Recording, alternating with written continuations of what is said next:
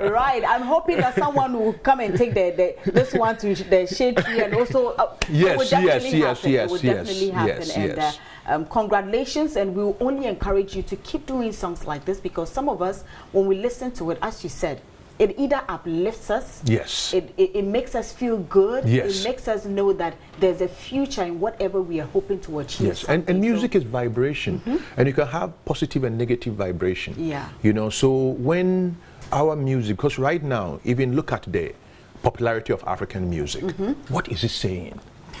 You know what I mean? All of a sudden, the continent of Africa has the ears of the world. And every time you see the videos, and I'm not condemning this, I'm just making an observation. Yeah. The videos all look like the same director filmed it. Yeah. It's about our women, like, showing their bodies in a way that is exploitative.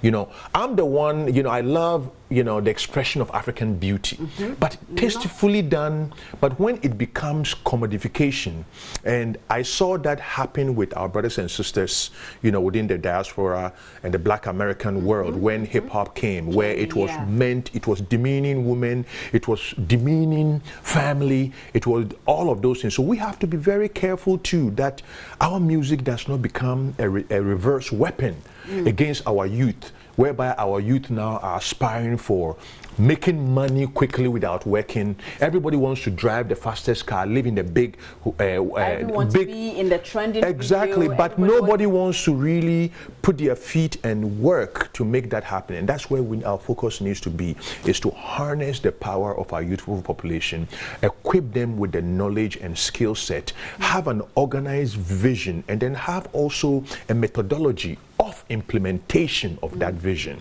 And then we activate it and we go, and together we all work together to make it successful. Whew. We have a long way to go, and I want to believe that we also need to start that with a mindset.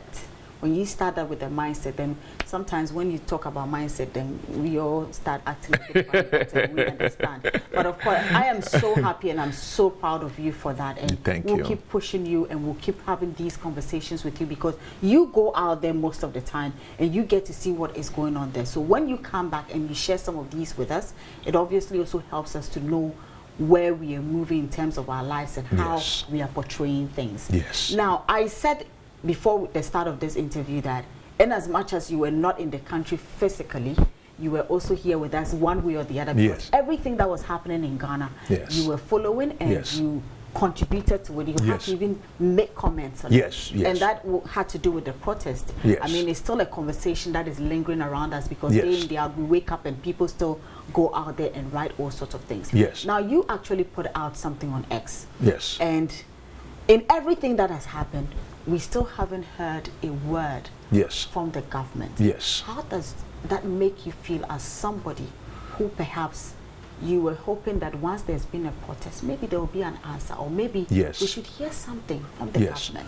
Well, my whole thing, that most important thing is that expression of your civic responsibility, the right to protest, the right to articulate how you feel, is what strengthens democratic systems, you know. And then the opportunity, because democracy is all about having different people, you know, different perspective, different ideas, but you all work towards a common objective. But when one part feels aggrieved, and you also have a situation where, you know, people are going through a lot, and they step there to express it in a way that is peaceful, you know, granted, you know, protests also have issues, you know, people come and they're certain, but it was generally a peaceful expression. And then it's met with a certain level of, you know, force. Then we are, what's it called? We are defeating the fundamental principles of this concept. And I feel that also there was a void after, you know, Ghanaians have gone into the street to express this, and there was all the media that was going up, you know. I felt that there was a void in leadership. There's a void in leadership because there needed to be, our leader needed to come out and also empathize with even people who have discerning views, and, you know, invite them, you know, bring them to the table, because in the long run, we're all Ghanaians. And ultimately, Ghana does not belong to a certain group of people, a certain clique of people, a certain tribe of people, a certain party of people, a certain consortium of people. Ghana belongs to all Ghanaians. And every Ghanaian has the right to say how they feel without fear or intimidation or the subjugation to express themselves.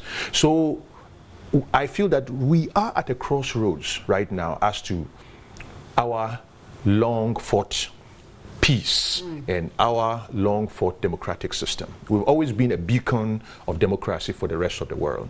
But we have an opportunity to even elevate it to an African variant of democracy where, you know, we allow the concept of free speech. We also integrate our traditional systems, our traditional chiefs and their perspectives. We also integrate the voices of discerning tribes. Everybody's elevated, you know, to address the societal issues that has hampered our development. But if we don't have that type of broad political vision that is to elevate everybody, and people feel somehow that the system is taken by a certain group of people, it served their purposes, you know, they use it for whatever they can, another group of people come and take it, and you know, they also do the same thing. We are left with options that none of it is worth it.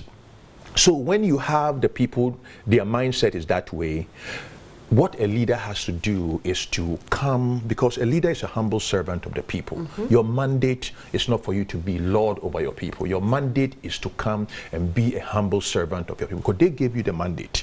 So you have to come and bring everybody together and foster that safe space for all of us to feel that we are safe and part of this country. And if we are sacrificing in any way, we are sacrificing for the greater good of all of us. And I feel that I will implore our leader to come out and address these issues, and also to instill in us the confidence of leadership, and also to address the grievances, because there's a lot of things that people want to know and people want to find out. You know, there's issues of systemic issues that people want to know about, and all of these things for the sake of an open, plural society that we're trying to build.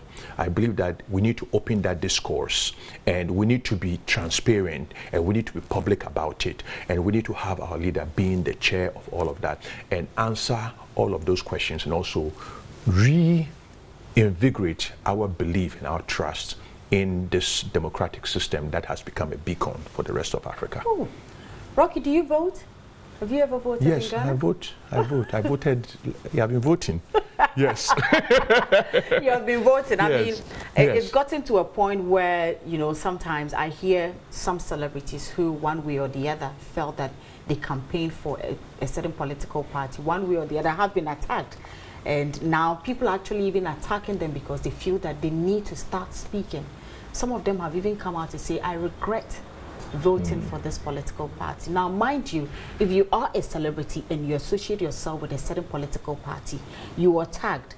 And sometimes you finish and either whatever you're doing doesn't go well. If you're a musician, people sort of, you know, stop listening to your music or even don't want to hear anything about it. If you're an actor, you lose your job. Most of them have even come out to actually let us know that since they joined a certain particular party, now they don't have what it takes to be whatever they are today.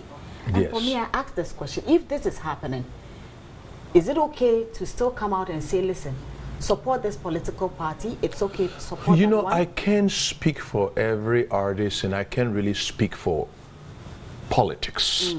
You know, I can speak on behalf of politicians. I can speak on behalf of the people. The people. You know, and I feel that any situation, if an individual makes a decision, an artist, to support a political party, that's his decision. That's the person's decision. And they have the right to do that, regardless of whatever the repercussions are, you know. But if we create an environment that is vitriolic and toxic to the concept of making a choice in our democratic system, you're punished just because you express an alignment with one side, then we are creating, you know, a system that is not sustainable. We have two political parties right now, you know, and that's what we have. And people either vote for one or the other. So if somebody votes for the other, that does not mean that they're anti-Ghanaian or they're against you. You know, and we shouldn't create that system. And I feel that sometimes even the politics and the politicians themselves feed into that rhetoric. And I can see that narrative also going on. What we have to work towards is the concept of citizenry, the concept of being Ghanaian. What does it mean to be a Ghanaian today? What does it mean to defend the red, gold, green flag? What does it mean to know that I belong to a certain party, but immediately I'm elected, I don't talk about my party, I talk about Ghana. Because it's been the leadership, and they come and then everything is about party, appointments about party, contracts about party, rulings about party, and it's almost like you come with your gang, you take over, and then it's only about the gang benefiting. We can never move forward with half steps. So we have to go back and look at the fundamentals and readjust the fundamentals and really, you know, I think that, you know, I always believe that, you see, from the founding fathers' time, from Kwame Nkrumah, the architects of modern Africa, who, you know, Kwame Nkrumah, Jomo Kenyatta, you know, Haile Selassie, OAU, the first wave of leaders, most of them were selfless leaders. Most of them believed in the ideal of their people. Most of them never came to acquire there was nothing to influence to their names apart from they loved their country. There was the concept of citizenry, the concept of patriotism, belonging to a big, amazing idea. And I think Ghana is a big, amazing idea. Outside the world, everybody loves Ghana. You know, everybody sees us as the beacon of African liberation. People want to come here. People want to come here. So how do we make ourselves worthy of that? It's by changing the character of who we are as a nation. If people are coming to us, that means they're coming to a place that is all encompassing, a place that is, first of all, we have to, you know, the corruption that has totally infused our social fabric in every aspect. I'm not talking of corruption in terms of only high levels political decision. It's in our social fabric. Every day we all, you know, we all participate, we all support it, and we all come out again and complain about it. I'm not indicting anybody, I'm indicting myself too, because we all perpetuate to this system. So for us to move forward, we have to now say, what type of Ghana do we want? You know, because the type of Ghana that we are all crying for is going to take selflessness. It's going to take sacrifice. It's going to take everybody knowing that you don't get the opportunity to a high place and you use it as a means to heist, as a big heist for you, your family, and your clique. You know, corruption, we see all of that. So all I'm saying is that we have the, you know, we are seeing the mountaintop. We are seeing the possibility. We are seeing the first race of the possible Africa. The youth population we have, the land we have, the resources we have, although all of those things, we are selling it instead of leveraging it. The ability to have the mindset to harness all of this and create our own unique power to advance us is where we are still, you know, not getting it right, because self-interest